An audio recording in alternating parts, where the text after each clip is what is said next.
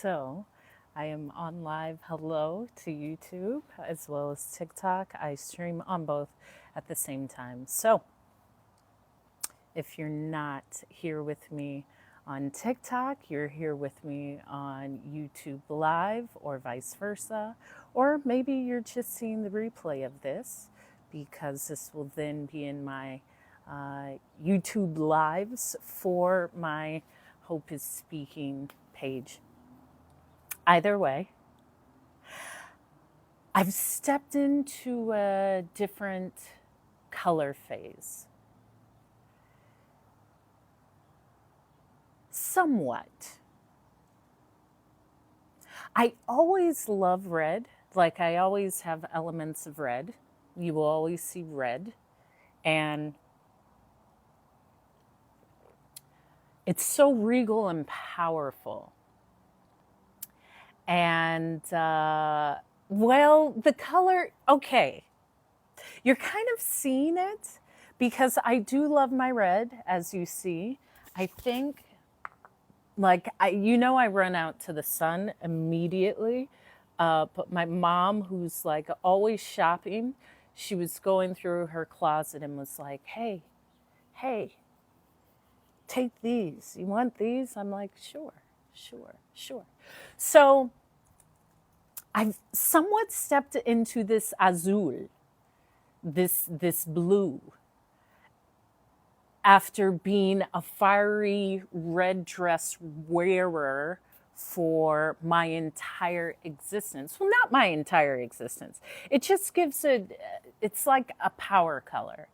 Thank you for liking the live. It is my power color, but every color looks good on me. There's that thing. There's that too.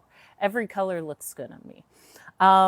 However, when I consciously thought about what I was going to wear on stage when I gave my TED Talk, I was really thinking about that. I was thinking about color theory, and there are emotions that certain colors give off, and feelings, and it's a way of, I like to call it, you can call it subtle persuasion, but yeah, just a subtle persuasion. Thank you, Sonia Campbell 82 for the follow. Thank you. But when I did this TED Talk, because, all right, I'm very fashionable. From my 15 years of being a flight attendant, working fashion adjacent. Thank you, Mr. Pre07 for the follow. Modeling, styling, doing all of these things, I've really collected every element I need to make style. And this is why I say Americans dress terribly. They do. They look terrible. I have an American passport, so, but I don't dress like you. And let me just tell you, Americans dress horribly. And you know it. And as a flight attendant, we would joke about that because there's ways of unknowingly showing a part of you. And I take dressing intentionally. I am from heaven, of course. That's where, well, we're a bit of heaven and hell. You got to have that good with the bad. You got to have both elements. But I was told I'm from heaven. That's what I was told. So when I was preparing to do my TED Talk, I was consciously thinking about the color I would wear because it was important since I am a speaker. That was a notable accomplishment in my speaking career. Thank you. I'll tell my mom. Thank you. Because she's always shopping. My mom's very fashionable, but not all my mom did was shop, but she shopped a lot. I shopped a lot. And I remember, like, even in high school, what you think an angel looks like is not what it looks like. So stop. You don't even know. Because if you knew, you would understand. and you would respect when you see one. She is very proud of me. She is very proud of me. Thank you. Okay, so let me show you the fashions. Since I've stepped into this azul phase, I've really been enjoying just like blue. So it's simple. I love a simple jersey dress. I love the cut. It's just a very simple dress, and it's something where I can like, I don't wear sweats. I don't. I dress every day. I'm intentional every day. I don't care if anyone sees me or not. I'm showing up for me. And I also do not care to be that comfortable. I was just thinking about that. When you're in sweats kicking back, like you're really comfortable. Thank you, thank you, thank you. Possibly, yeah. But there's a difference between bodycon and too tight. And this, Americans, hello, you don't know the difference. Tight is not good. It looks terrible. You look terrible. It does not flatter the body in any way. Now, fitted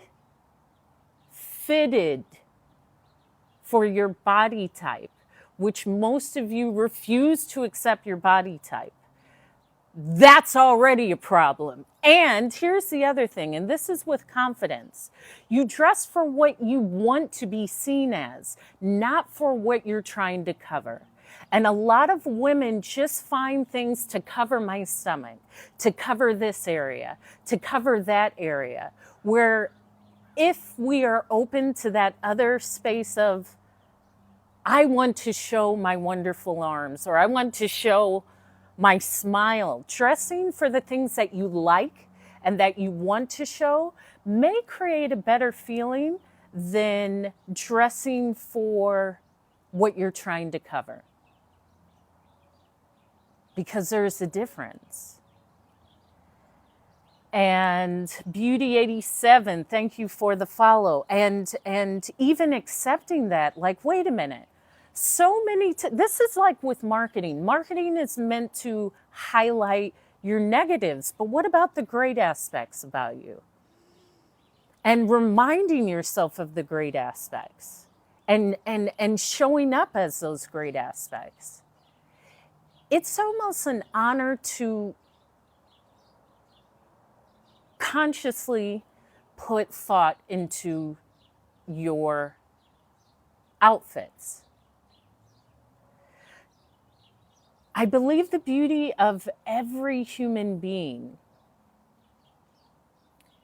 is that we each have something unique and powerful and magical inside of us. And when I speak about the dressing to cover, I feel a lot of individuals covering their greatness. Covering actually the things that make them shine, because maybe someone said, oh, stop doing that.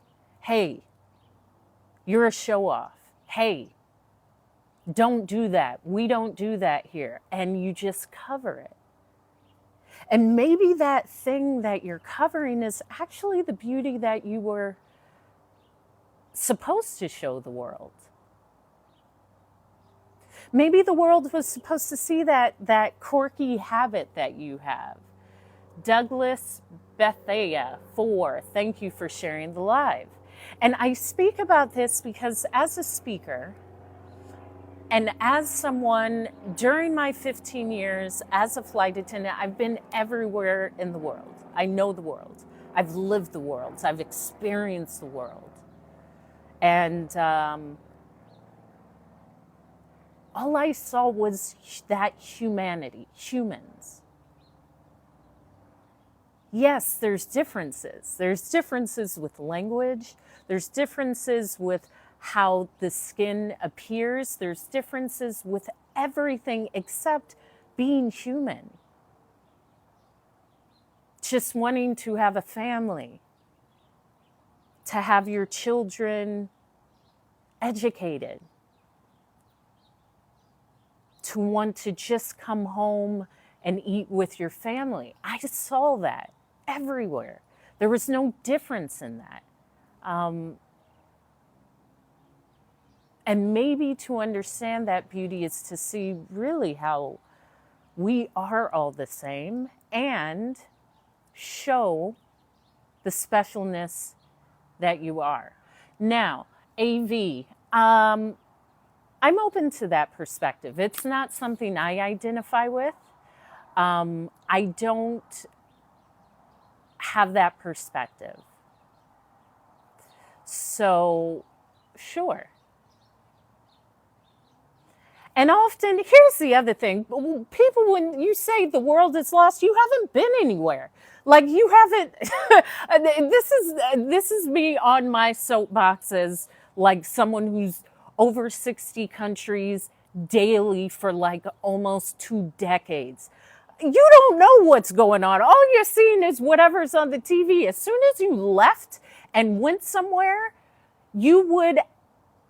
I would challenge to stay in a space of compassion just to observe.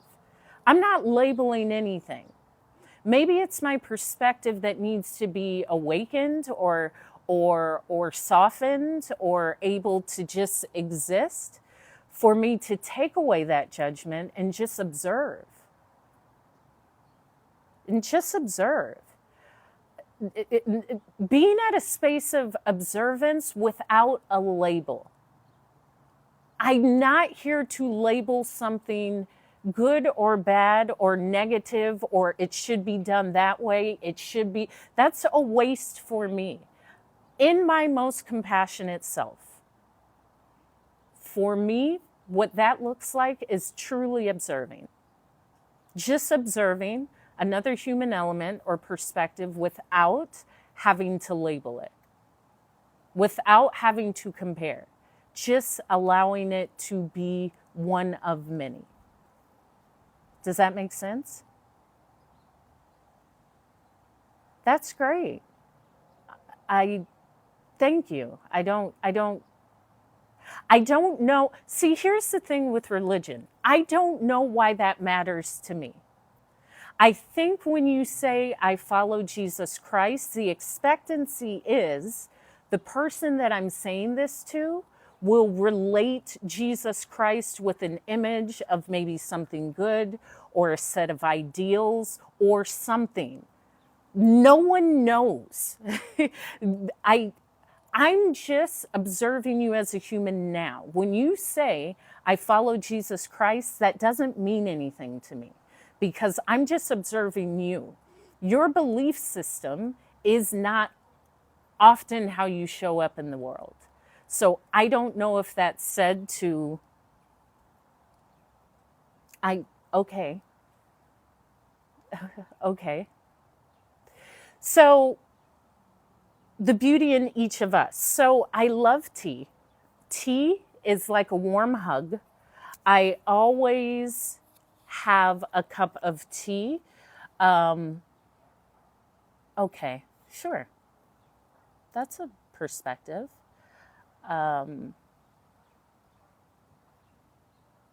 Well, cool spirit. Why? Immediately, I follow me. I follow me. Like, I trust me. I don't look outside of me for something to define or lead or guide me. I'm comfortable and I trust myself and I love myself and I respect myself to the point where I am led by me. I trust me, whether that's trusting an intuition or trusting a guidance system or trusting because I have learned how to just simply be compassionate with myself and problem solve. I don't seek anything outside of me to be the outline of how to live life. I trust me. And I'm drinking this yogi tea. which I love because there's always, thank you. I appreciate that. I love luck. I'm really lucky. I am really lucky. I'm the luckiest person in the world. I am. Great things always happen to me. And speaking of great things, so this yogi tea, which is bright bergamot, bright peach bergamot, which I love bergamot. Give me all the bergamot in the world. I love bergamot tea. I love the smell of bergamot. Does everyone know in the chat, do you know what a bergamot is? Because it smells lovely. I love fragrances with bergamot, and I love tea with bergamot. And it is actually a beautiful citrus, like a bright, in between an orange size and a tangerine, a bergamot. And you see them often in Italy. And thank you, Bella Cantrell. Yeah, I'm showing up as the beautiful goddess that I am. I had to. I have to. I love it. And the sun is out. I dress like this every day. This isn't the special occasion is that I woke up. So saying I will save something until a special event, every moment is a special event. I am here. I'm experiencing life. Now, I've also had some life-changing events. So my TED Talk was done on the moment that shifted my perspective in life. And my TED Talk was about, in May 2019, I had a flight leaving from SeaTac, Seattle Tacoma Airport, arriving in Washington, D.C., 6-hour flight. And I was working as the head flight attendant on this flight. And the day went as planned, except, this was kind of weird. There was a Furbies convention at our layover hotel. So we lay over at this hotel, and as we arrived the night before, I kept thinking, why are all these like grown-up teddy bears around? And what furries are people, adults that dress up as like cuddly characters.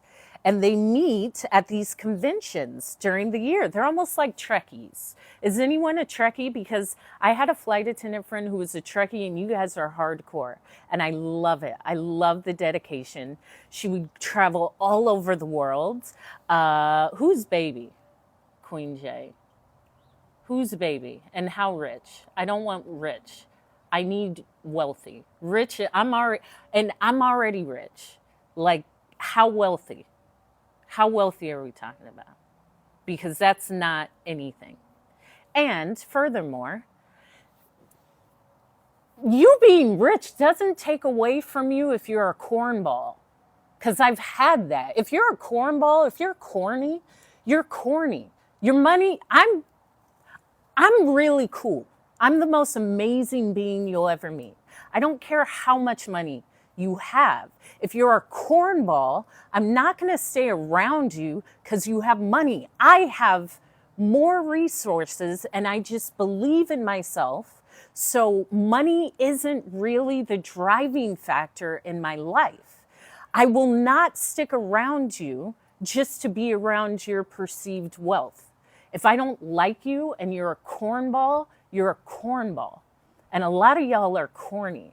And a lot of women need to stop allowing these cats to be corny as heck.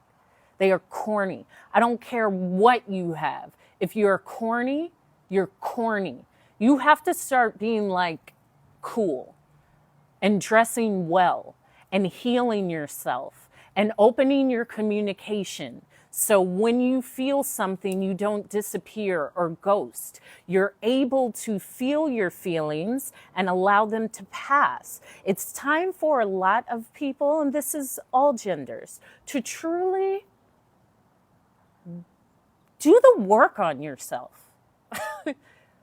Like, that's the sexiest thing. But if you're 48 and you've done no work on yourself, you are offended all the time, you are angry, it's everyone's fault, it's never your fault, relationships never last, people run away from you, and you still don't think you're the problem, you are the problem.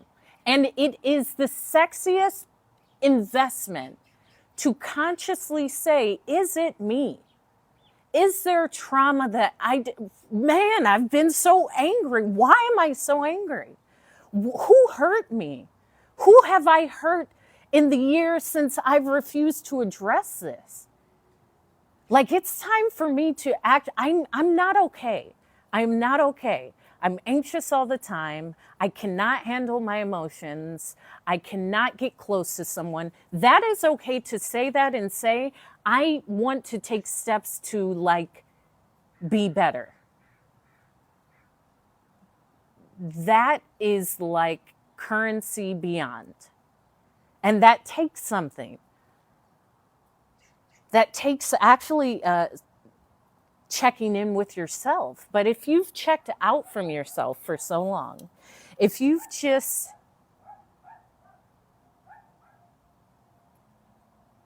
the bigger question is, what would it feel like to feel good? What will it feel like to just feel good?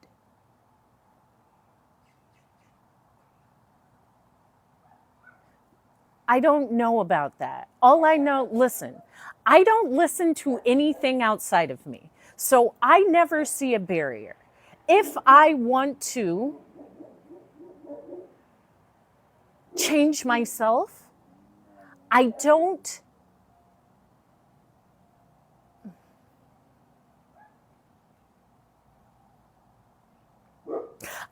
stop the changing of myself for systems.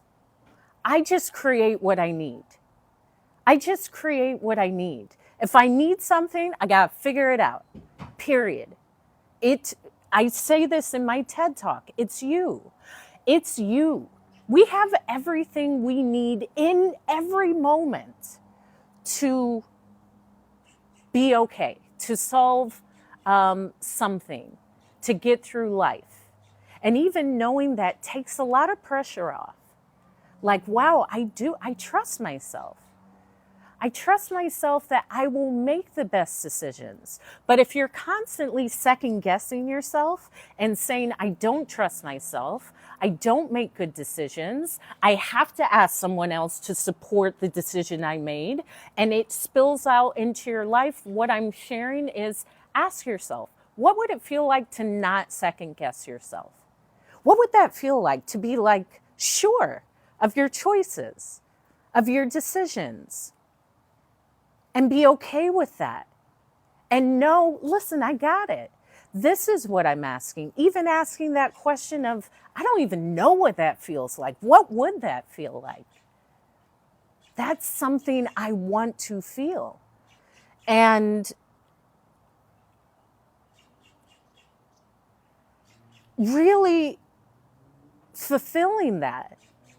Because sometimes I have wanted to do it for someone else. Not all the time. I'm very much in my own personal thoughts about myself. And here's the other thing. My dad would say, no one cares about you. No one's thinking about you except for me and your mother. We love you. That's toxic. But the reality is, when we are thinking, are we making a good decision? Will this person think this is a good decision? People aren't thinking about you. They're thinking about them. Everyone's thinking about themselves. I'm not saying that's a negative thing. You must think of yourself for self-preservation. It's okay. It's acceptable. And understanding that means I don't need to worry what others think of me. Because really, their thought of you is through their perception.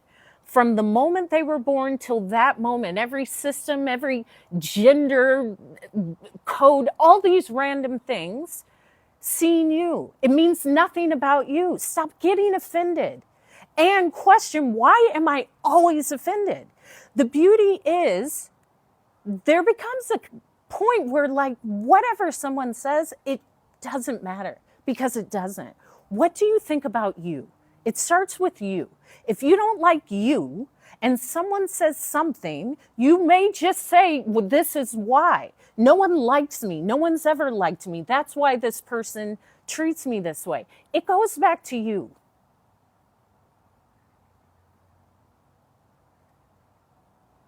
And some of you are the scoundrels. Like, some of you guys are ragamuffins. Ragamuffins. And I know, because I can speak of this because I've encountered ragamuffins. Like, but they're always funny. Like, I've had people move out on me, but I was always in a better financial equation. So it wasn't, I don't need to chase you down. I have my life will go on. Kira Shine, thank you for the follow. Yeah, ragamuffins, like because I've had roommates, and my roommate when I lived in London was like the worst. He was like so terrible. Fine, absolutely gorgeous. And this is the other thing. You have to learn how to control yourself, because he is absolutely gorgeous, but there's no way I would start a sexual relationship with a roommate. Anyone who's doing that, stop it. It's ridiculous. Don't do that. That's terrible, because you can't handle it, and it's not like good for you. Now, I have great self-control. First of all, regarding sex, I don't like, someone just being in my presence takes something. In my body, come on now. And that's for your safety and mine, because afterwards your life will just, it will just soar. And then you won't be able to leave me alone. And I would love that, Infinite 904. I remember someone said that. I was like, oh, I like this guy. Because he said he would pick the girl up and say, hey, let's go skydiving. And I was like, he would do that? Oh, okay. I like that. Yeah. I would love to do that. I've gone skydiving and I loved it. I went skydiving on the Big Island. The first skydive, it was like 6 a.m. because I wanted to do it as the sun was coming up on my birthday, jumping into that new cycle, like really like, yeah, let's go. Let's jump into this new cycle, because that's my New Year's. My New Year's, let's jump into this new cycle. And so I went to the Big Island for like 2 weeks on my own. This is when I lived in Maui. And I took Mokulele Airways. They're so cute. They're the little island hoppers. But I was tested. Like, I was tested because I already am an expert packer. However, Mokulele Airways, you can't bring like a carry-on more than maybe 20 pounds. So I did a backpack, which I can do a cute stuff, like not a ugly. I have very fashionable things. I love modern, like sustainable, intentional, well-made things. And I had this cool backpack. I don't drink. My sister's a sommelier. So if you do drink, I know everything about wine. And I know that from my own personal studies. My father loved wine. He taught us about wine. He always paired his meals with different wines. So I've known about that. Growing up in the Central Valley of California, we also have a lot of vineyards. And so I know people who make wine or have grapes. And then me living in London and Paris and traveling as a flight attendant internationally, we're constantly updated on wines. And I was constantly pouring different vintages. So I'm extensively knowledgeable in wine. And my sister is a sommelier. You can look her up. Her name is Faith. My name is Hope, really. I'm in between Faith and Charity. My youngest sister is Charity. Then I have older sister Faith. I'm Hope. And Let's Talk Wine, NYC. You can Google it. She's been in business over 10 years. She is a incredibly successful woman entrepreneur who has started a thriving business with wine education, where she instructs with wine and pairs the wine and has a staff that will bring in the cheeses and the fruits and the foods that will complement that vintage. And she's incredible. So Leah Faith Williams, Let's Talk Wine, NYC. She lives in New York City. She loves New York. She can love it. She can have it. And she knows that she can have it from me, because that place is crazy and terrible. However, and I've lived there. So wine, yes. I no longer drink. I no longer consume alcohol. The thing is, I also reached mastery. Long Island. Yeah, we would go to the beaches in Long Island, and I don't like them. I thoroughly was like, this is like gross. These are gross. But I do like the beaches, and I accept it for what it is. I don't compare it, because it can't be compared to my birthdays spent in Senegal for several years. I mean, come on. You can't compare the two. So you never compare. You just accept it for what it is and find the beauty in it.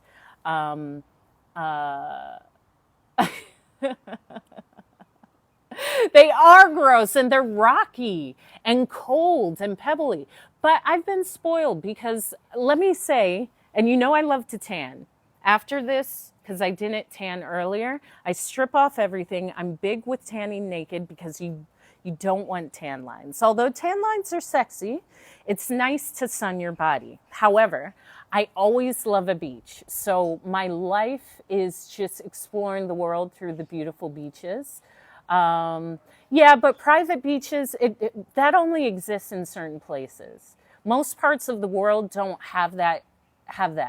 So listen, if you're on the beach when I'm on the beach, baby, you're in the best world ever. Like, if I'm on the beach, you'll be like, wow, I'm so happy I saw her today. Osborne Carter Jr., thank you for the follow, because I do. I look beautiful on the beach. I will lay out here and just sun and get all golden. I've been coating myself in castor oil. Yeah, I've been to Long Beach, because it's the easiest to get to on the A train. You just go all the way till it stops, and then you get to Long Beach. Yeah, oh, wait a minute. Okay, so here's the story. This is what I do. I storytell, because I've been everywhere. So if you say like a city, I probably can create a story. And I'm thinking of this. When I was based at JFK, when I lived in London, not when I lived in London, when I lived in New York. I was based at JFK. And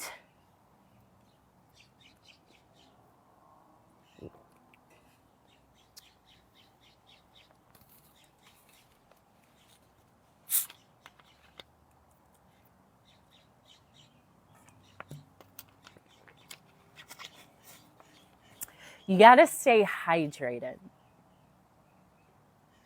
because I could tell from the flight attendants that weren't hydrated. They would come out and look all dry and thirsty and sucked up. Like, you got to stay hydrated.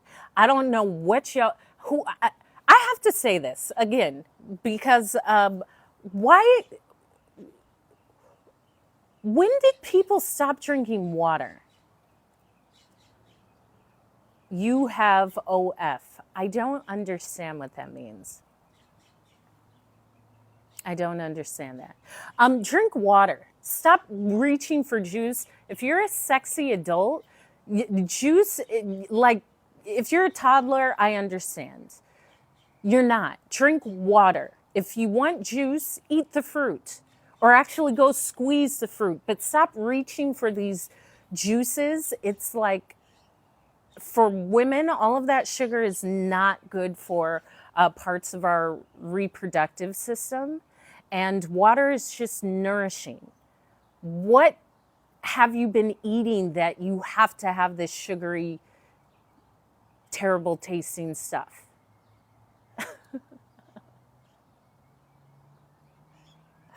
Okay, so the beaches. I don't, no, it's not. Death is deadly. Death is deadly. When you die, that's deadly. That's deadly. People, this is just like, I've had a few near death experiences, and it's like, no, man, I don't, okay, let me get back to my story because I've gotten all off track. So, we're talking about the beaches in Long Island. And I was speaking of when I was based in New York. I was living in New York, based out of JFK. So I flew out of both JFK and LaGuardia. What's up, the God particle? And I had a girlfriend that we were based together in London Heathrow, because before New York, I lived in Europe for 7 years. And we were both based out of London Heathrow. And we will call her Cheryl Horowitz. And she was like, oh, geez, they're all my favorite. I don't have, that's limiting. Don't limit me with one. I'll just think of my favorites and start saying them, but there is no one. Thank you, Amal12. I have it. Like, I went to Target last night and I was like, yo, you know what? I love a red lip. I love a red lip. I'm going to wear a red lip. Yes. And so I got this last night, and that's why I made that piece of content about a red lip. It's like, yes, a red lip. And I love it. It's my power color. That's why I have red nails. And I started this live because, yes, we do, the God particle. That's why I can only be in the sun. Listen, I can only be in the sun. You whippersnappers that like tolerate the cold, absolutely ridiculous. You're a chump. Better your life. Just move. Thank you, Amal12. Just move. Like, when I made that, and I can say that because I've lived in these cold places, and y'all don't believe what you're saying. Y'all will say, I hate this. This is so cold. I hate this place. And continue to live there, and continue to live there, and continue. I remember the time in New York, I was like, this is ridiculous. I will not feel this way again. I will not spend a winter here again. But I didn't really spend winters in New York. I also usually would go away. When I was based in New York or Jersey or even DC, I would leave all winter. So I would typically, during the month of November, when I was a flight attendant, I would take off the last 2 weeks because I would be on some beautiful foreign beach with some beautiful foreign man, oiled up, cheeks out, booty out, like beautiful, celebrating my birthday, eating some fried plantain, like enjoying life. Exactly, with some fresh juice. Well, most people are, and that goes without saying. What do you mean? What's the point of being somewhere you're miserable at? Ask your friends. Most people stay where they're miserable, and I'm not speaking of just where you live. This is of your job. This is of your friendships. This is of your relationships. Most people have normalized I don't even like that word, normalize. Let me take this a step back. If you had the option to feel amazing as the norm, like I actually feel confident. I actually don't feel like I need to doubt myself. How would that feel? What would that look like? What would that take to feel that? Would it take journaling? Would it take maybe having a therapist? What would that take? Do you even know what that would feel like? And so what I do know is the cold, I don't like it. I don't like it. I don't like it. I was born in the sun. The sun loves me. I look the best in the sun. My body thrives. I thrive in the sun. And so when I was based in New York, I would leave half of November. I would come back. I would fly the first 2 weeks in December.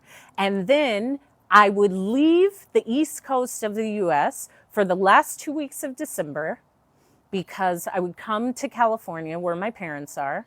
I promise my mom every year I will come home for Christmas.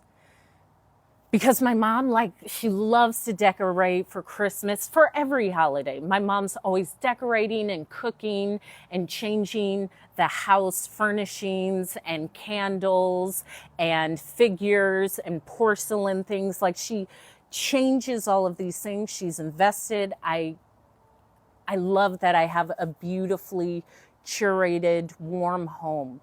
It's beautiful. Because a lot of y'all don't know how. Like, I walk in your house and it looks like you just looked at the picture in IKEA and bought it. So there is a difference between how you can soften a home. So I said, Mom, I know how invested you are. You know I'm a flight attendant, but I will guarantee you I'll come home for Christmas. I won't come home for my birthday, because my birthday sometimes falls on Thanksgiving. And I'll probably be on some foreign beach with some foreign beautiful man all oiled up, showing what you gave me. But I will ensure I will be here for Christmas. She was like, okay.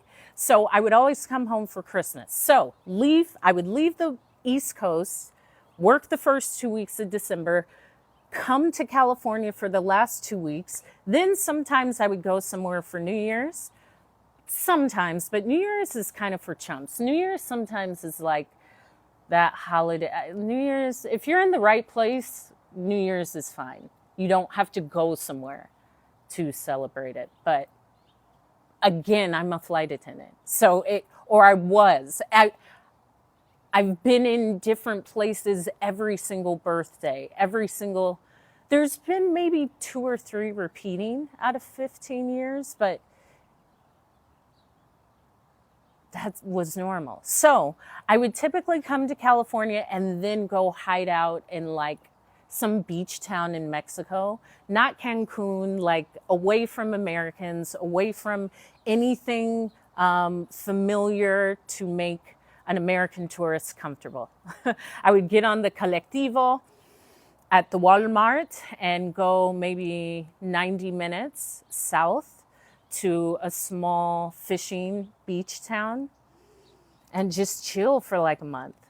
And then maybe I would meet some friends in the Caribbean, or I would go to like Argentina for February because it's summer there.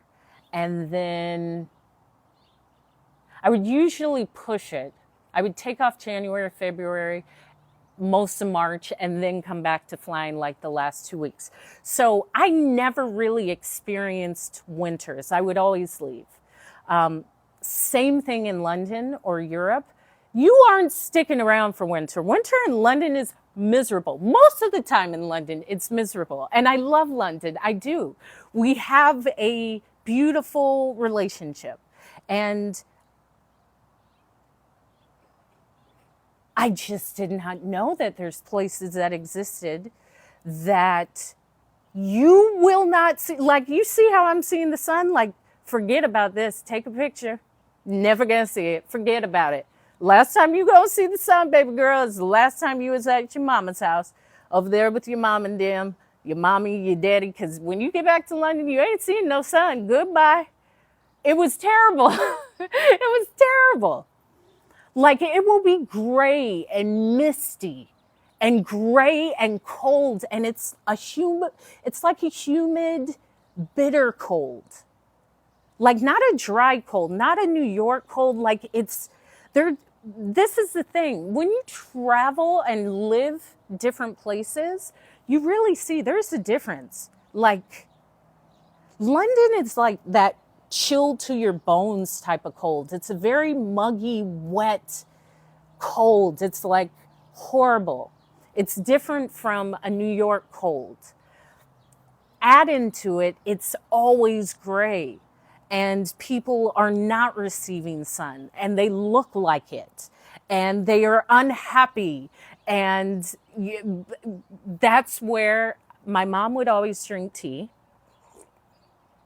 And I always loved tea, but I grew that habit of always having a warm drink because a cup of tea for me is like a warm hug. A cup of tea is like a warm hug. It is. Oh my gosh, I get so excited.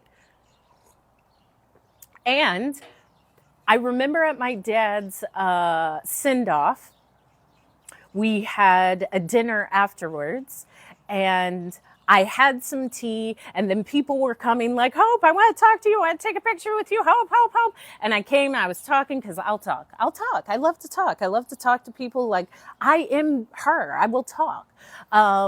Yes, I love a chai. So I went out, I was talking. And then I went back into the reception center and they were already breaking down the dining area.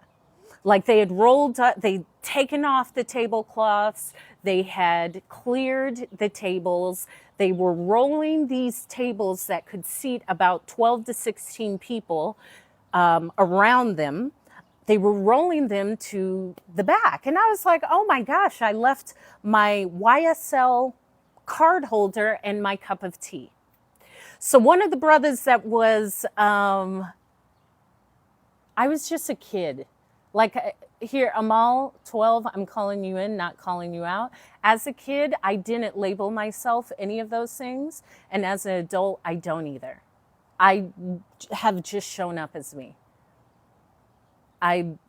No one is a pure extrovert or a pure introvert. You can and are extroverted around those you feel safe with, and you go more insular when you aren't feeling as safe. That's it.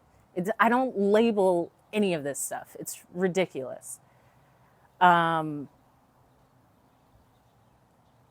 So a warm cup, a hot cup of tea is like a warm hug. And I would always have my tea. Plus, I lived with people who had lived in Britain or Europe. So it's just like our water cooler or coffee moments. You get to know people over tea. And my flatmates, we would always have tea because it's cold. It's cold.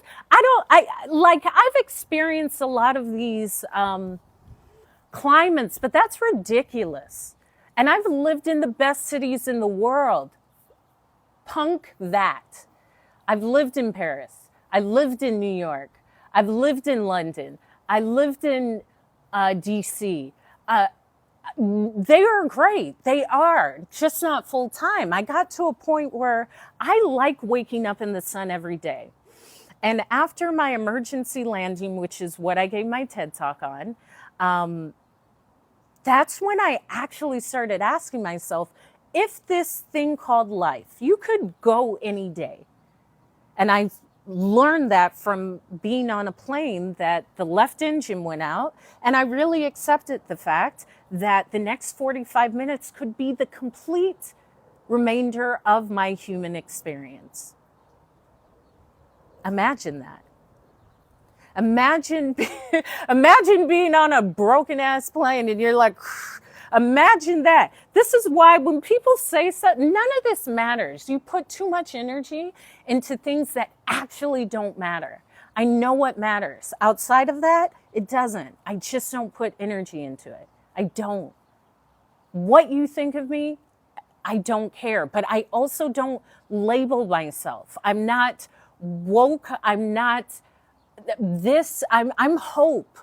I'm hope. I refuse to carry any labels that are just given.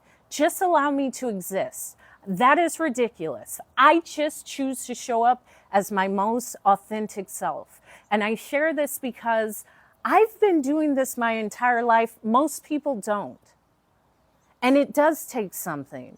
But anytime I attach a label, there may be a thought of that label that doesn't align with me. And ultimately, take me as me, my actions. My actions. My opinions is just how I see the world.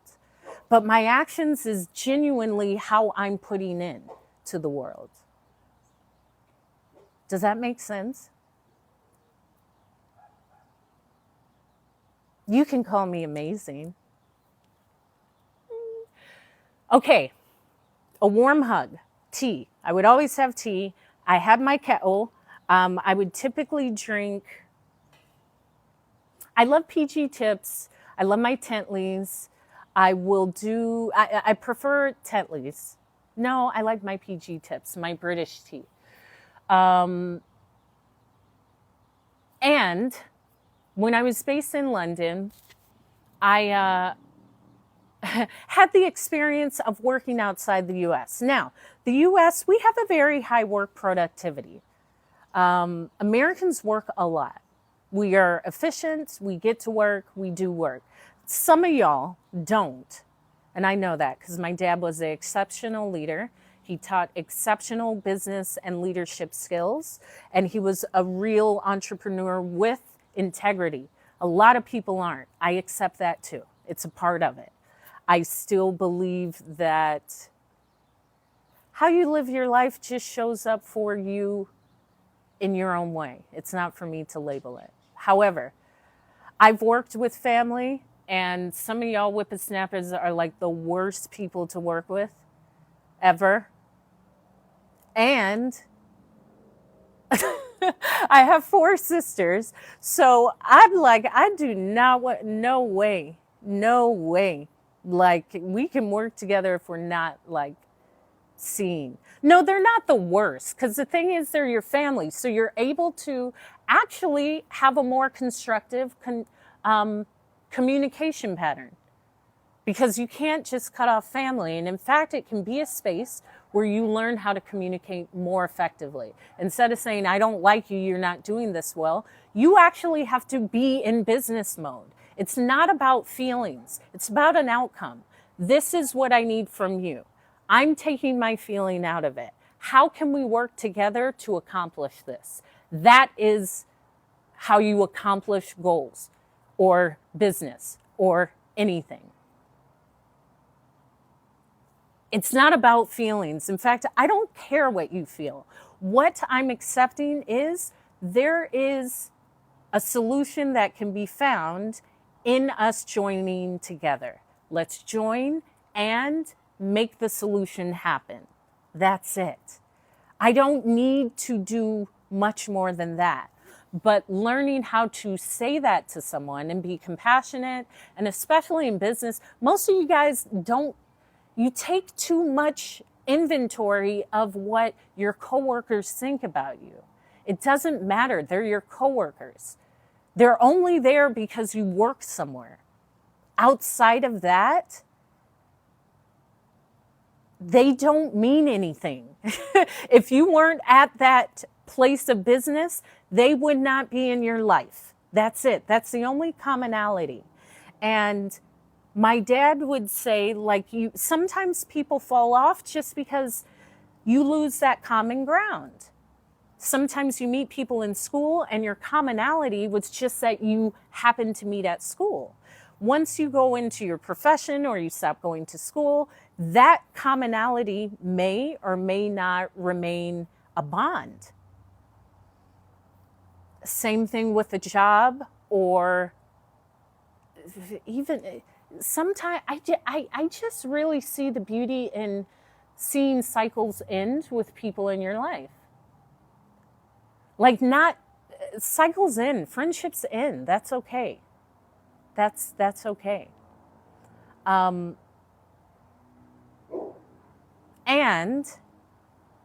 some of them need to. Some of them need to. Sometimes that need of like, I have to keep this person in my life because they have been in my life so long, that may not be a benefit. Okay, that's not your, here's the thing. You don't know what will disrespect them. Here's the reality. It won't.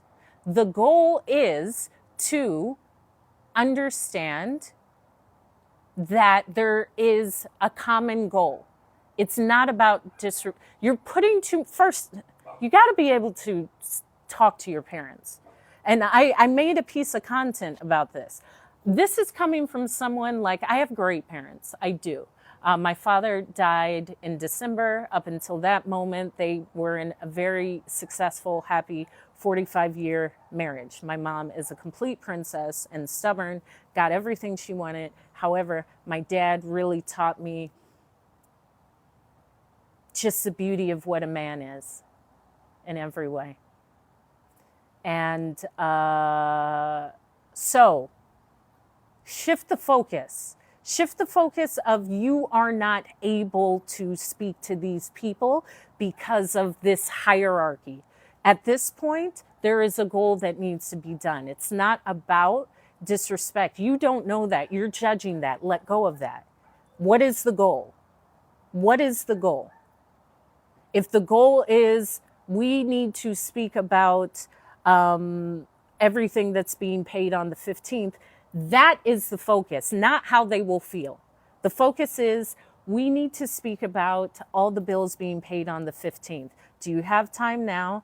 When is a good time for us to sit down, set an hour, and talk about it? That's it. Once you say it, it's out, it's heard. But you already stopping it just because of what you believe, you don't get out of your belief. That's not getting you to where, it's not getting you to the solution. And I'm not saying goal, solution.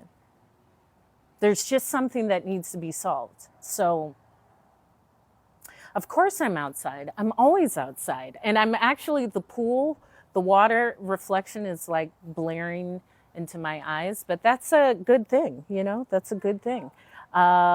As it should be. You look, listen, a naked body looks so much better in the sun. I can tell you that. A nice oiled up naked body will always look better walking in the sun, on a beach, or by a pool, or in a beautiful meadow than like in the snow. First of all, if it's in the snow, you're not even going to see that beautiful body. It won't glisten the way that the sun makes your body glisten. Yeah. Thank you. I was saying how I've stepped into that regal, like presidential mode. And I thought about this when I did my TED Talk. I typically would have worn a red dress, but red it is passion, it is courage, it is like forward movement. It's almost not forceful, but it's like a vibrant color. And I'll show everything. Shut up. Do not tell me what to show. You do not ever, let me tell you this, never come into my lives and ever claim ownership over me. Ever. Ever. Don't ever. That is not progressive. That is not healthy. That is not ever something that I would accept from someone who would be in my life. And you wouldn't even be able to be that person. You would be so intimidated. You have no idea. So there's also that. I even see a relationship in the sense of ownership is not a healthy outlook. So this is the lip bar. It's the lip bar in Boy Trouble. Isn't it beautiful? Yeah, I mean, here's the thing. I have to say that passionately because I'm really a gem that you would only see on here. Otherwise, you would not meet me. I'm usually on some foreign beach. And I share this because the person that's usually accompanying me is someone of It's just someone great. Okay? If I can tell them no, because I'm being really honest, most people are bought really inexpensively. Really inexpensively. I can't be bought. And I share that because I remember my father saying, know your price, know when the price is too high, and leave. But even in saying that, how many of you actually know your worth? How many of you actually know your price? Because many of you would underprice yourself. Why? Why would you underprice yourself? Why?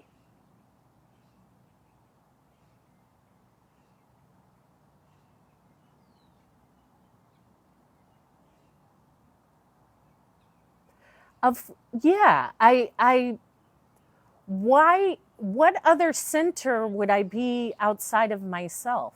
I don't see that as anything. Again, that is okay and has nothing beneficial for me. Yes, I'm centered in myself. Yes, you are absolutely correct. I'm extremely centered on you. Knowing yourself is the most powerful knowledge you can have. Why is it seen as an insult to share with me, who is absolutely amazing, phenomenal, and it's really your tantrum because I don't know why, as a man, you guys can't understand that we're beings. I am beautiful. I'm all these things. However, speak to me like a human. The fact that I'm beautiful does not mean that you must have me romantically. Stop that. Stop that. Allow me to just exist and maybe just be an observer of that without feeling the need to share something that is somewhat hurtful. Who hurt you?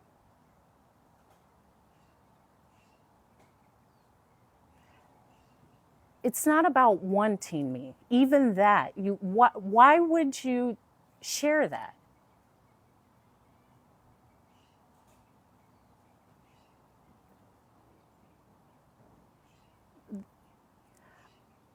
Sure.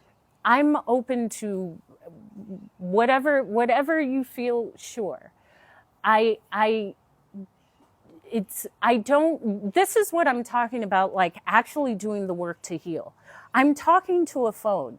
You're physically like enraged and typing on a phone with things that are not beneficial in any way to a stranger.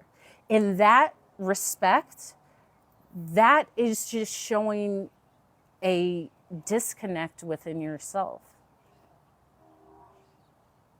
Because any person who truly loved and respected themselves would never be in a space to insult.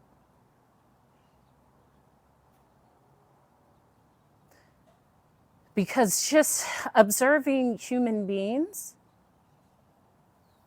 I never know what someone's going through. You never know what someone's going through. You never know what someone just came out of. People are in abusive homes. They're not able to stand up for themselves. They're suffering traumas. And as a human being, I accept that. and I accept the beauty of a human. And what I also accept is I know what I've gone through. And for me to truly be in a space of compassion for another human is to observe a human without judgment and understand that any triggers that I feel is for me to heal. It has nothing to do with the other person. Thank you, Incognito, for the follow. But really, to consciously say something that is knowingly hurtful shows that a person is in pain.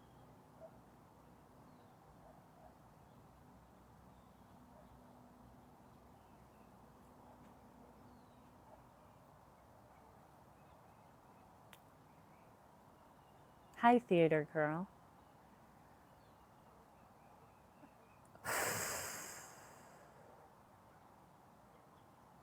It's great when you look good in the sun. I have to say this again.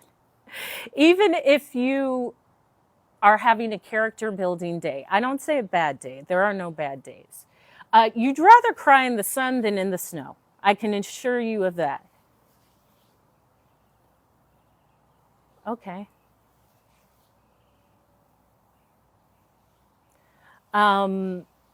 You look better in the sun. The sun just gives you everything you need. Like, the sun is that girl. And I gained so much power from the sun because I've connected so many great memories with it. And I love the deepening of my skin color. I've always seen, like, my mom to me has been the most beautiful woman in the world. And I've always seen women I see beauty everywhere. Everywhere. There's stunning people around the world. And there's just something so beautiful about a tan. Like, you never look bad with a tan. No one ever says, oh, you look sick.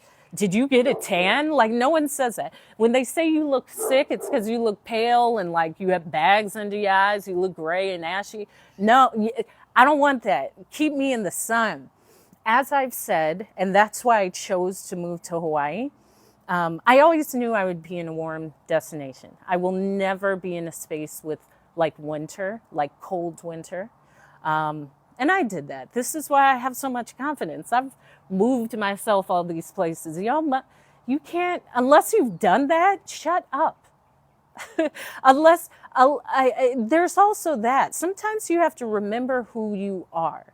You have to remember what you've done. And you have to remember there's a strength in that silent confidence. And when there's a lot of talk, it's not confidence. It's ridiculousness. And sometimes you gotta remind people. So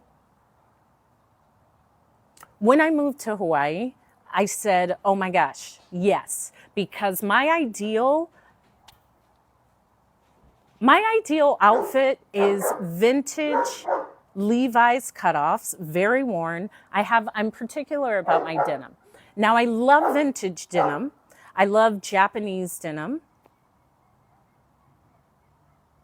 I love Levi's. And I love like sourcing really worn, broken down, vintage, like farmers used Levi's. Thank you, Alan. Thank you. And thank you for the gifts. If you love it, send a gift. Send me a gift. And the gift to you is my TED Talk. I had shared this because a lot of people are unaware.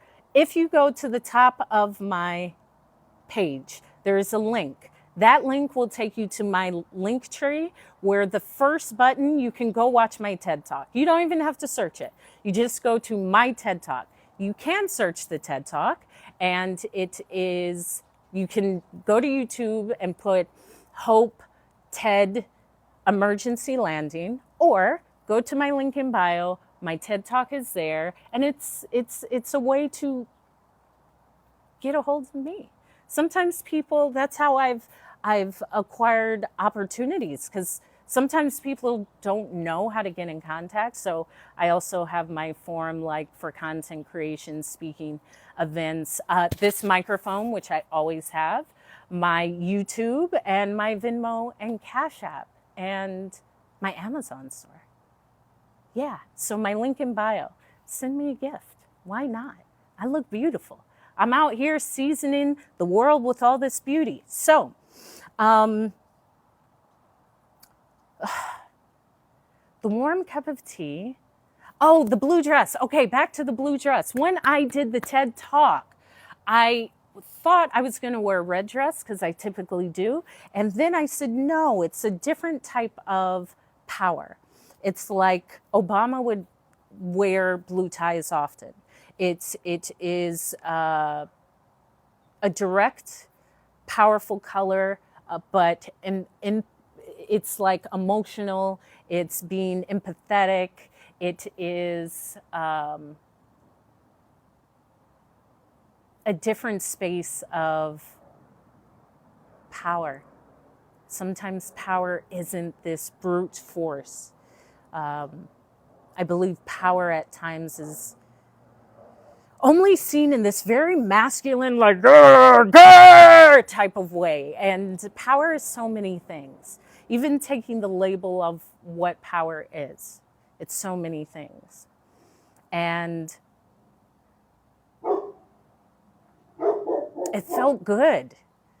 Like, the dress was similar to this. And someone asked me, is that Issey Miyake? I was like, oh, I have a good group of friends, if that's who you're guessing. Okay, because I love Issey Miyake. And remember when everyone would wear that perfume, Issey Miyake? When I worked in Macy's, that was like the thing. This was like 2004, 2005, Issey Miyake. I guess it smelled good, but it was like the go-to thing.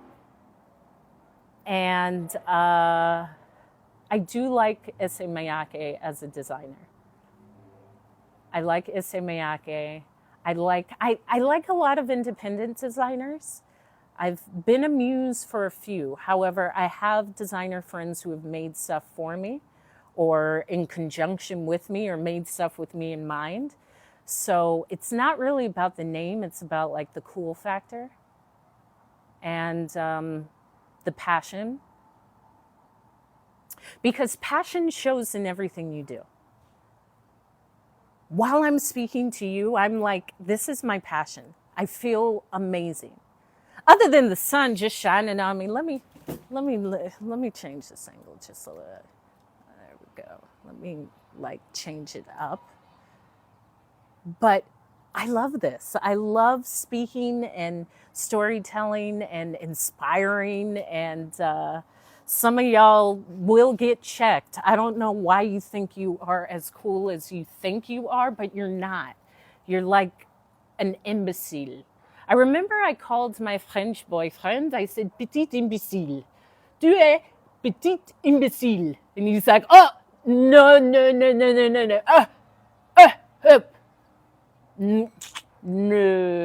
je n'ai pas imbécile. Je n'ai pas imbécile. He was like upset. He was nuts. I like that. I like a bit of. I do. I'm a good crazy, as I say.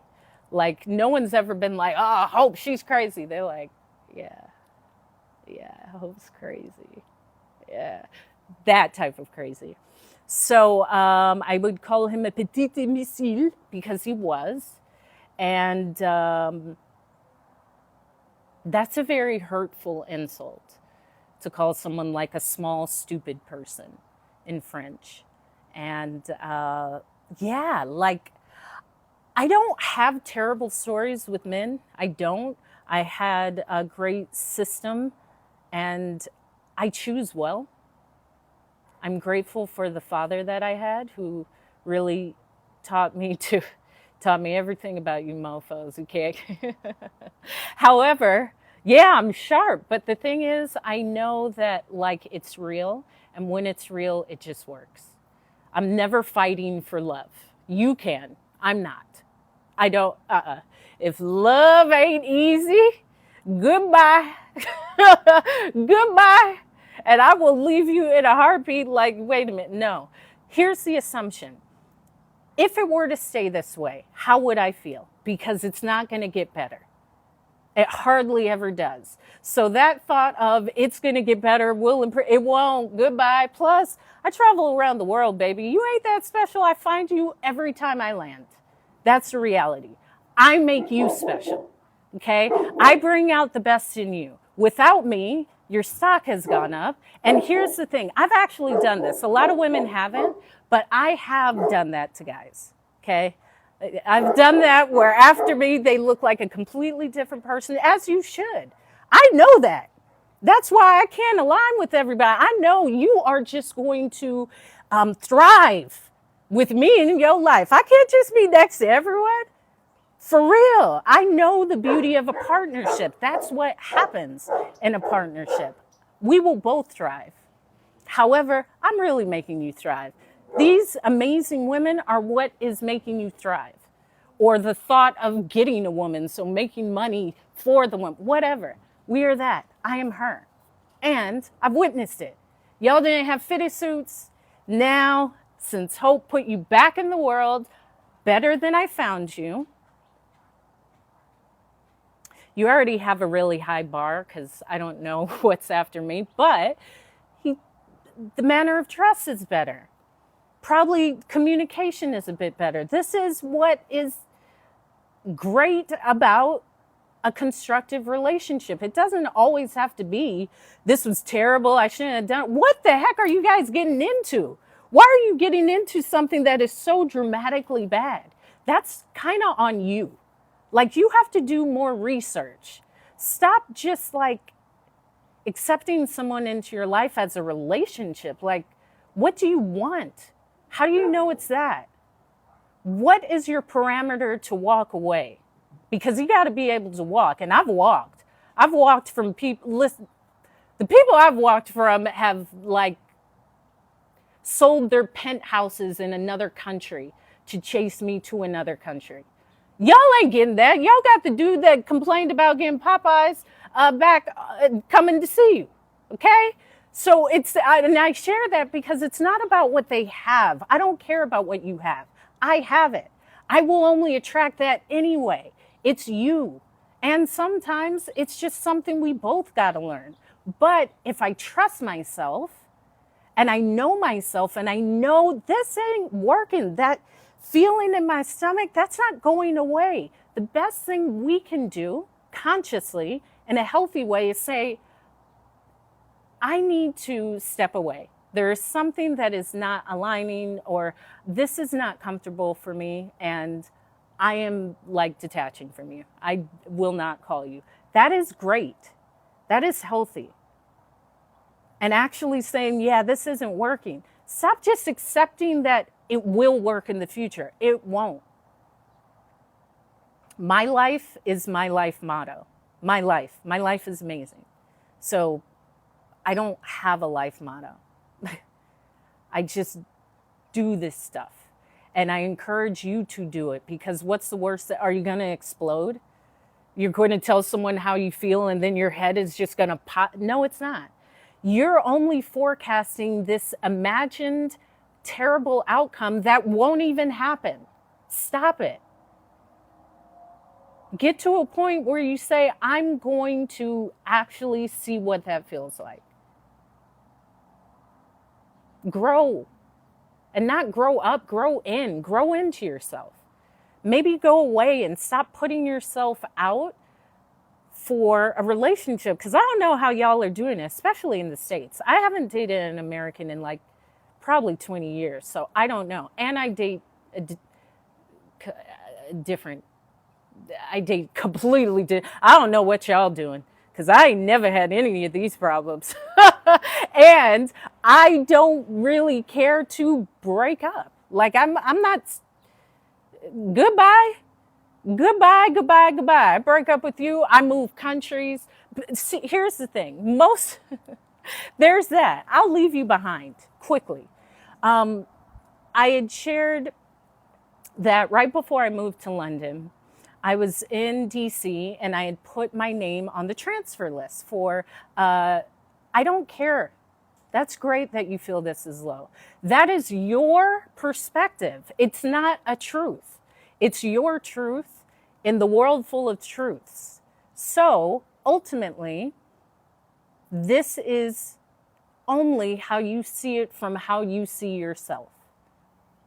So I'm okay with that. So I put myself on the transfer list right when I was hired as a flight attendant. I was based at that time in Washington, D.C. So I flew out of National Reagan, I flew out of IAD, Dulles, and I flew out of Baltimore.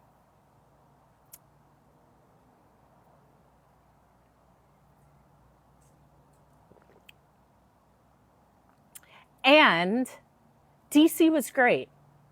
I love DC, especially as a young, beautiful woman. It's a great place to mingle, to date, to have friends. It's so transient. DC just is rich of, it has a great feeling, and it's a great city. It's one of the great cities in the US. All of them are great for something. DC has its own special thing. And I knew it wasn't it. I knew DC was cool. It was my first city moving out from California, but it wasn't it. It wasn't it. So I put my name on the transfer list at my airline. Let me adjust this. So like that is not shining right on me. How can I do this? Can I? I'm going to figure this out. Figure this out, Hope. Figure this out. Or not. You can always just quit, too. You can always just quit. So I put my name on the transfer list, and the first place I opted to go was Hong Kong. The second was Narita, which is Tokyo, and the third was London. I didn't care. Whichever one, I was going. I was 22 at the time. I'm out of here. Get me out of here. Get me out of here. Oof. So I got my transfer to London. And I have moved quite a bit, but in aviation, it's somewhat normal. There was a time where I split my life for years between New York and London. I had two places. I had two mail boxes. I had two phone, like I've lived I've technically been bi-coastal. I've done that. And so moving immediately is never a problem, because I would get the notification, hey, you were awarded. I did. I'm going to change it to Hope. So Silos Focus, just expect it to be Hope. So I was awarded the trade to go to London, to be based out of London Heathrow. And they usually only gave you like 14 to 16 days to relocate to the new base. It was never a month or 2 or 3. No, it was 2 weeks. So I got the transfer to London. I was so excited, and I had a boyfriend that I was living with at that time. I was like, well, relationship done. Like, it wasn't even a second thought. I am 22 years old. I am not going to relocate to London and tell you that we are going to continue to have a relationship, which we could have, because I was a flight attendant. I would technically be there as much as he would see me before, because I would be there 3 to 4 days out of the week. So it wasn't, when people in aviation, or who travel often, but specifically in like flight crews, I don't see anything with distance, because I could easily arrange my schedule or take a month off or pick up trips to that specific place. It was never that I wouldn't be able to see the person, because you always can. Sometimes more than enough. But it's also good that you're traveling a lot, because I've heard that most relationships will be sustained because you're not seeing each other all the time. I don't want to see you all the time. Like, I like traveling. I like getting away and missing your ass. Go away. And I like you, but I like me, and I like to be like with me.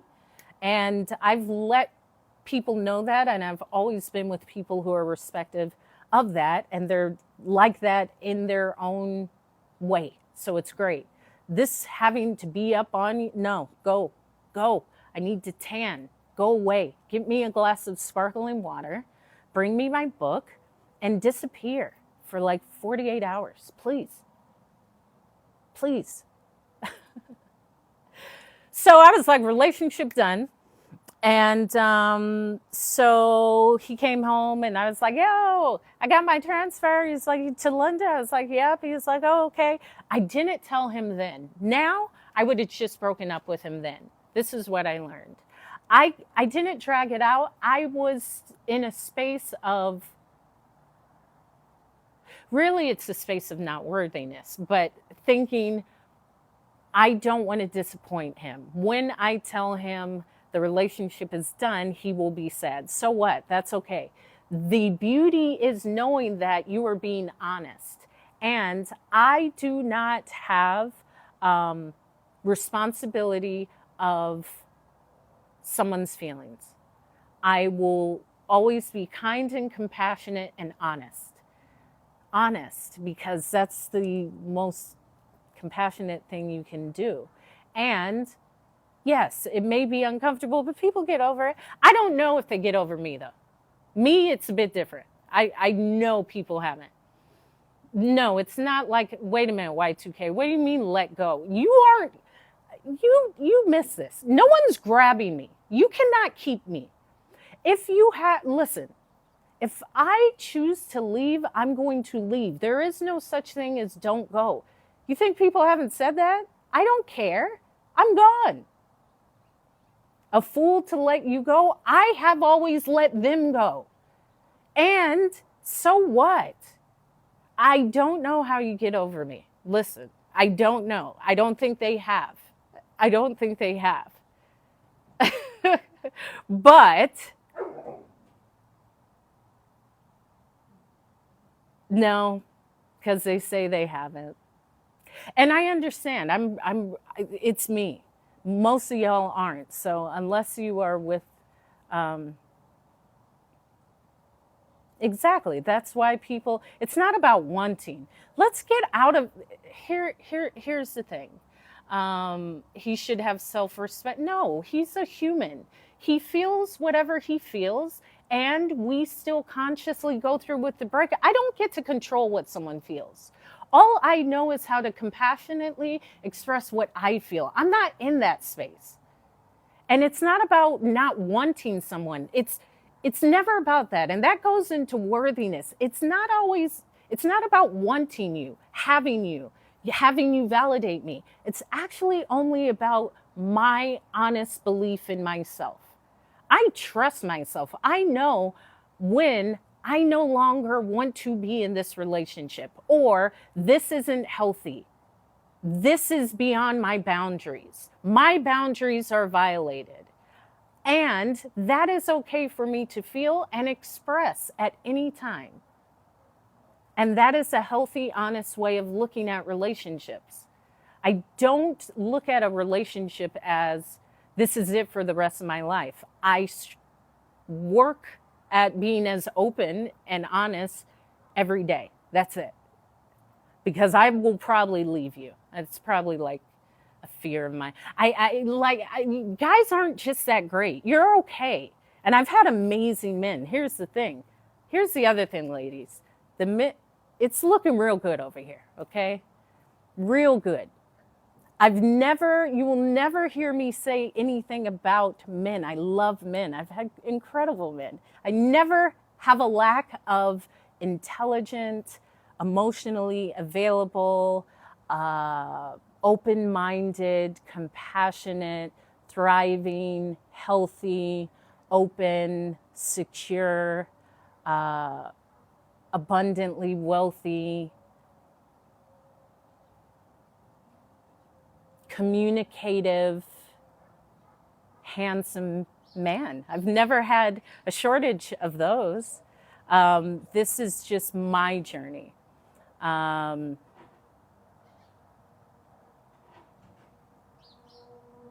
am God's gift to men, Carl. What do you mean, don't look back? I will do whatever I want.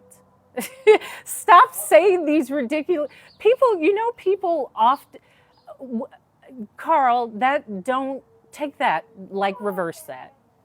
You see, you even took the sun away. And now, because you, I got to end the whole live. I got to end the whole live. You took the sun away. Like, this is what men sometimes do. This is, you stop telling me these things that you feel are beneficial to me. They're not. I'm beneficial to you. The secret is women are your benefit. We're smarter than you. We have a deeper sense of emotional intelligence, which is the only thing that really masculines, especially in the U.S., because the U.S. is an insane place, lack empathy. However, I'm open to love and open to being that source. So send me a gift, gift me. I'm in this space of receiving and asking. And I look great. I love this dress. I think this is like the go-to. I think you'll be seeing a lot of this color. I mean, you will see, thank you, Michael Lattimore. You will see red. You'll always see red. And health and wellness and happiness. And a really proud, satisfied human being who has to go cook for her mom. I'm also a private chef for my mom.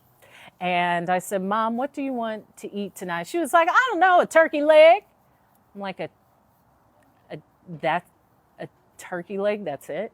Like, you have the most random, and my dad is like this fine dining. We would dine at Michelin-starred restaurants and restaurants all over the nation when we would travel. My mom is very country, which I love.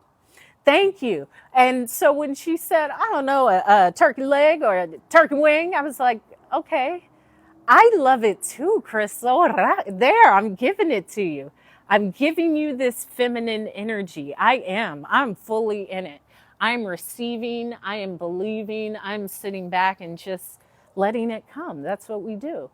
Actively pursuing in a comfortable way, but I do not chase, I attract. Everything comes to me. Yeah, and even that label, my mom is just my mom. She's amazing, she's fantastic. She is why I show up in such a beautiful way. My mother has always been a beautiful element of feminine wisdom. She always prepared herself beautifully and with a beautiful lipstick. And I have always loved her beauty, her natural beauty. And I have beautiful hair in any length. However, I never saw my mom wear wigs or extensions. And I love how women, we can change our appearance at any time. Understand, show the beauty of your appearance. And since I think this may be a factor why I didn't see that, I've always seen a beauty in my hair, just my natural hair. Blowing it out, curling it, dyeing it, because my mom always had beautiful hair. And I made a post where I changed my hair. I change my hair all the time, although I love my short hair.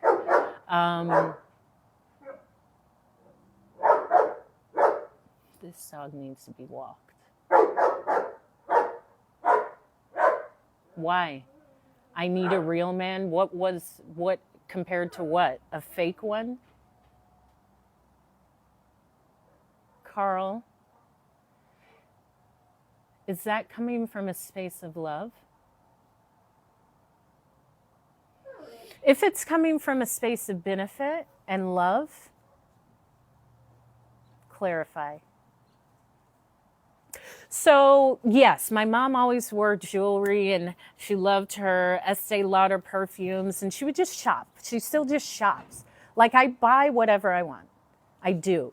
But I don't actively like to go out and just browse.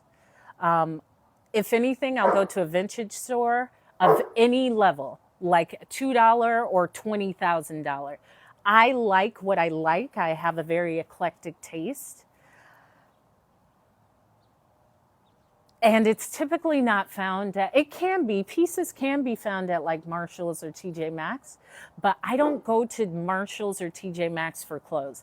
I go for the food section, and they have, let me tell you, especially when I'm in the US, Home Goods.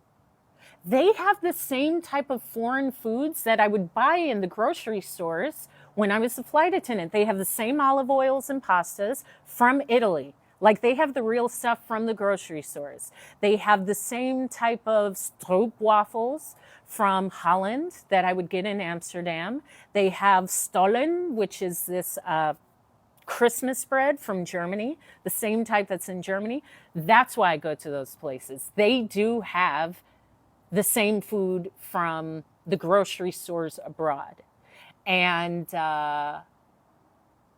but I do like what I like. My mom says I was the most expensive child. Sure. I don't think about it. I like what I like.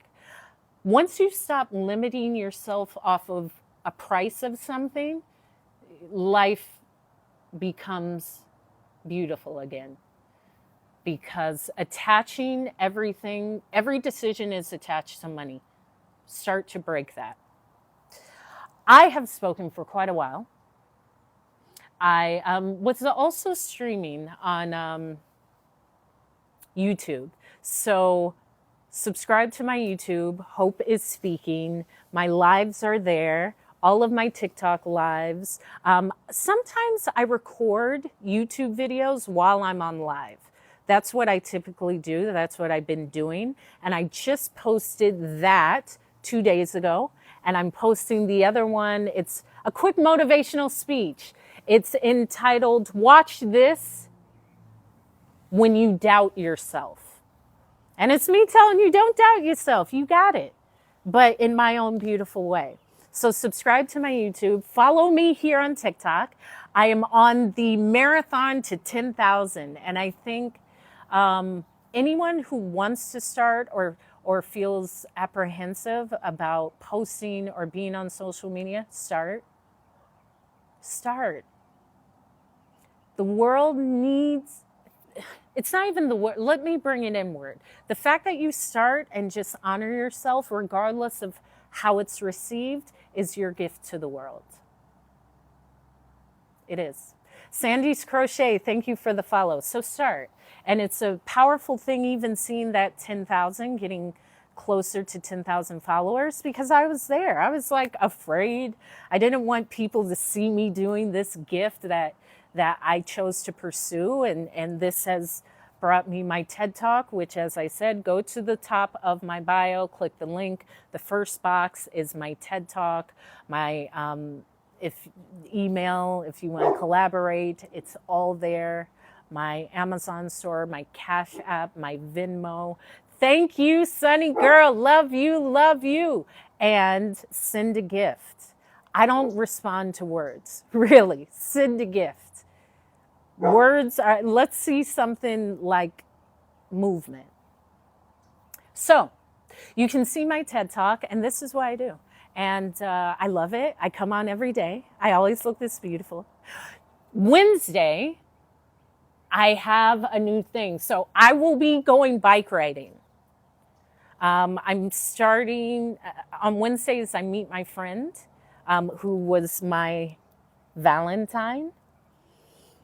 I had a Valentine, and we bike. So we're biking like 12 miles. So you'll just be there on the live. I won't be talking, maybe I will, but I'm going to attach the phone to the bike, because that's how you, listen, the booty looks good. If I get up and show you, you're going to pass out. I love to be outside and work out, because boy, listen, when it all comes off, that's where you're losing. You want to look hot, naked. That's why you work out. Thank you, Crystal. To be the hottest girl, listen, I know this. You gotta listen. This is a secret. To know you are the hottest girl that he's been with, come on.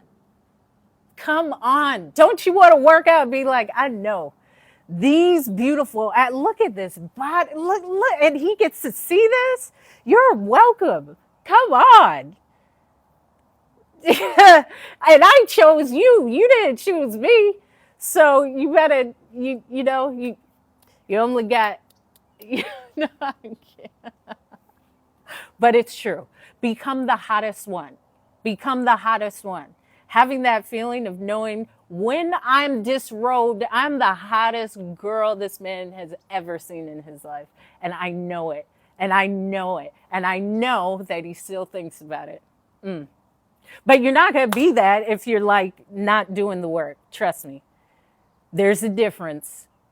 So get started. It's getting warm. It's getting warm. I ain't even going to play with you. There's people who've been serious. I never stop moving.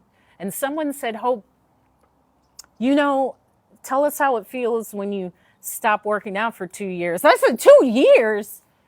Are you insane? Why would I stop working out for 2 years? But I just incorporated it into my life. So there was a time where it was the gym and I had a hot personal trainer, which definitely do that. Get a hot personal trainer.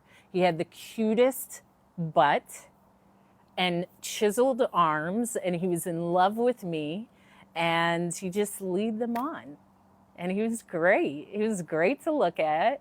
He would train me, and he also did like a kickboxing class. This is when I lived in London. Day 49, that is ridiculous. Why would I call you? You're ridiculous. You aren't it. Understand when, and this is a space of learning. You aren't it because if you were, that thought would not have materialized into that message.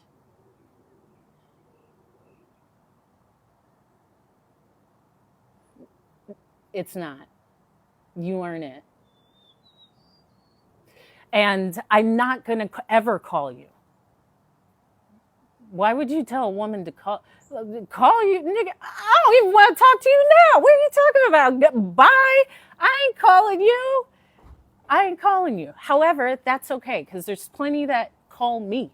And I just reciprocate. So I was saying, yeah, be the hottest. And some of y'all need to understand you ain't that hot and you wouldn't be around me. I wouldn't be around you. I have had amazing partners just because I really respect them. And we had like communication. And when I still look at these partners, I see how they're growing in life. And I believe that's a beautiful element of like self-reflection. If you chose well and you chose to speak your honest truth to that person, and I have a great, yeah. I'm really proud of any of the gentlemen that stood by my side. I don't say exes, that's not sexy. I say the gentlemen that formerly stood by my side. But they wouldn't ever say that. They'd be like, oh, this is how I get hope. They would know that that's not like, that's ridiculous. If that works, you see how something just broke? That was confirmation, my friend. And that's okay if you're not it. Most 99.9% of you aren't. You wouldn't ever be. But the beauty is you can hope. And I can be the outline of what you aspire to be with. And that's why I live. And I speak about this, and this is all, what is beneficial, take, hi mom. What is not beneficial, leave. That's it. That's just like life. That's what I say. And now I'm blue hope because is your plant coming back to life? Well, it wants to say sayonara, but I'm not going to let it.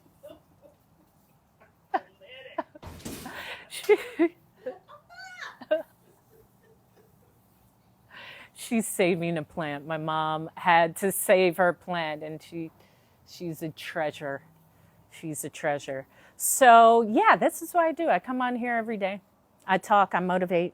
I take you to my events. where I'm motivating, and panels where I'm speaking, because I talk. That's why it's Hope is Speaking. And I will Miracle Grow. Okay. She has some things. I will advise her. I will advise her of that. Thank you.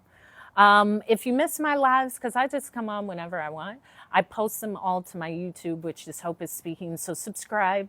I am just on my marathon to 1,000 subscribers at YouTube, and it's beautiful, and it's a journey, and I love it. So subscribe to my Hope is Speaking YouTube, because why not? And let's be positive hopefuls. That's what I believe. You read life. That could be a sign for something within your life. I can just do whatever. I can do whatever I want. You can't, but I can. I can do whatever I want. Don't tell me what to do. If I say that to my parents, why the heck would I allow someone to say that to me? The one key is, once you can tell your parents no, you can do anything. I didn't even listen to my parents. That's why I'm successful. I mean, I listened to them, but I could tell them no. No, I can, and I do. There's that. Get out of here. Like, some of you guys are like clowns.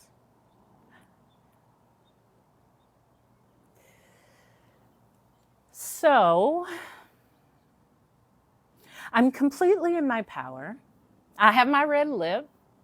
No trigger, honey.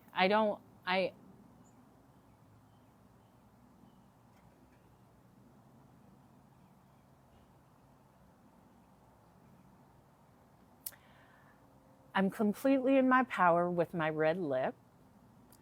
That you can be a doctor and be a clown. What does your get this?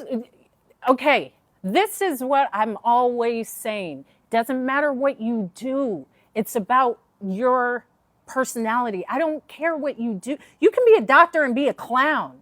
You know how many clowns I know of all professions? It's not about your profession. And women, here's the other thing. Stop. Be open to allowing clowns to show up in every form. In fact, he was a surgeon. I'm sorry, you're just a doctor. He was a surgeon, and he was a clown. But people can be in any profession and be a clown. They can be in, I don't take away from your profession and you being a clown. If you're a clown, if you're corny, if you just are like a clown, you're a clown regardless of what you do. It's regardless of what you have. It's you. Clowns can have all of the best and still be a clown. You can be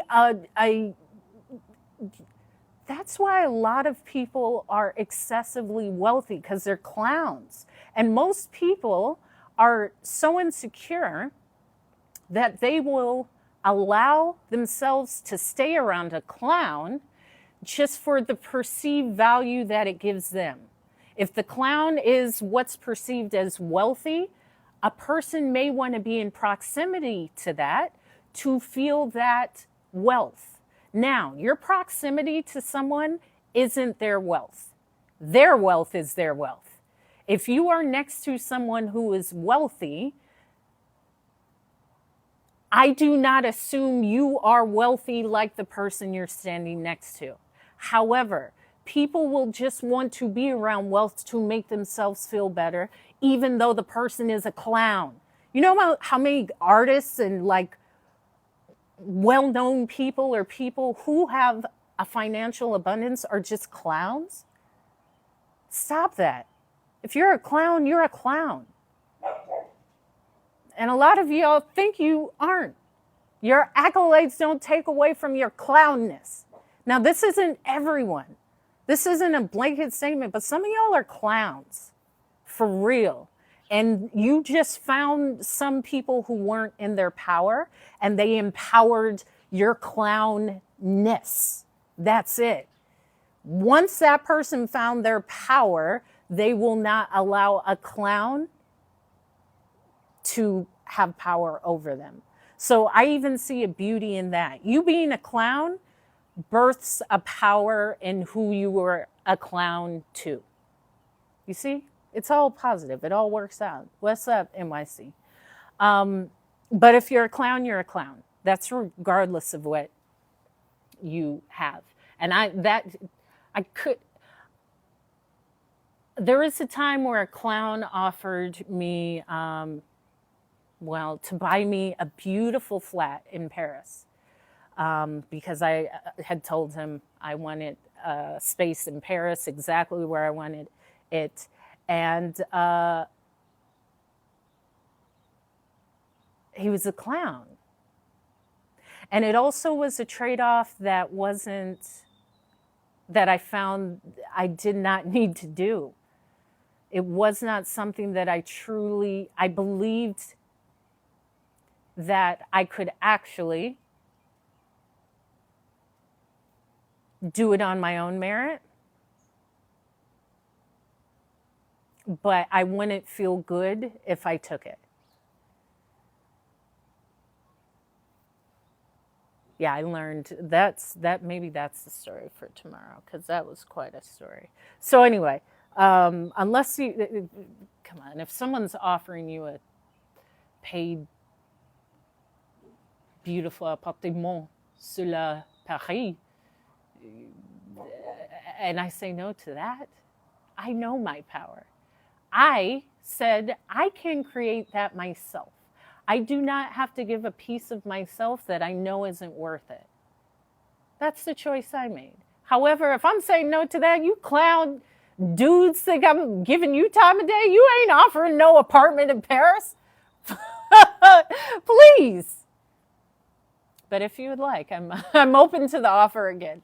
So that's me, Hope speaking. I'm a bit off the hinges. I come here and speak. I gave my TED Talk. Go to my link in bio, or go to YouTube and put in the search bar, Hope TED Talk Emergency Landing. That is the heart of what I speak of. And give. If you love, give. Give gifts, give feedback, give a gift, just give. Give more of yourself in this day. And give to me. So I always close my lives with, be the reflection of love, because we all come from an infinite source of love. Show up. Show up. Show up. Show up. Show up. I showed up today. All I did was show up and talked. All you did was show up. Thank you for the follow. But if you don't show up for you, if you don't show up for your dream, for that workout, for yourself, for therapy, for whatever you want to do, it won't happen. So show up, because that's all it takes is you showing up. And the third statement always comes from whatever I feel in the day, and it is get your ass out. I have never gone without working out, because if it's not a gym with a hot trainer, it was dancing at a dance thing. If it wasn't that, it was Zumba. If it wasn't that, it was swimming. If it wasn't that, it was walking or rollerblading. I just incorporate 1 hour of movement every day. And I remember a gentleman in my past said, you have 24 hours in the day. You can give your body 1 hour. It gives you all 24 hours. You can give yourself 1 hour. So every day I give myself 1 hour of movement. And lately I've been doing my sexy walks or hiking or trail running, but get to it, get to it, get to it, get to it, because the sun's going to come out and then you're going to be talking about, I don't want to show it. You should have been get to it. Okay, it's looking real good. I mean, it looks real good. It will look real good when you start. So start. Okay, that's it. Goodbye. Good luck, and make that body look as good as it can get. How about that?